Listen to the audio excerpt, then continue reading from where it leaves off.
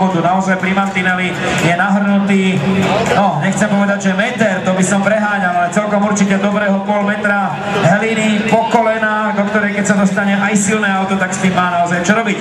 Motorsport Arena, Beckert poslaný zdravý, štartové číslo 7 a sledujeme štart. Ak by Johnny Bereš dobre odpúkol, tak by to mohlo byť zaujímavé. Johnny si podržal Markusa Hoffera za svojím chrbtom, pred sebou má Milana Beckerta, aj tam bol veľmi nepríjemná pozícia Markusa a Mina Beckerta.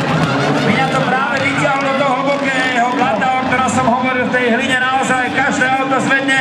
Miňo končí, Markus ide cez neho, no tak to je veľká smola. Miňo pravdepodobne s poškodenou zadnou nápravou, alebo ešte vyzerá byť na mieste. Tak to je smola, sledujeme ďalej čelo štartového kola, na ktoré máme Martina Svobodu.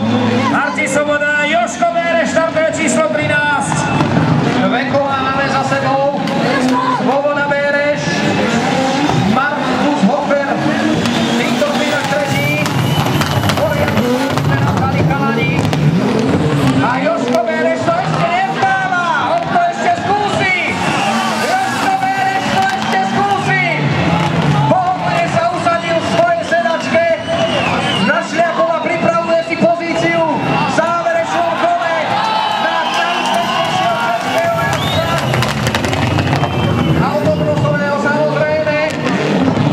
Tak teraz alebo nikdy, Martin Svoboda víťazí, skvelý Joško Bereš. Na druhom mieste po šachovnicu si príde aj s výrazne naťuknutým myšiakom Markus Hofer so štartovým číslom 12 a uvidíme, či budeme potrebovať odťah kolóny Milana Beckerta, tak nie.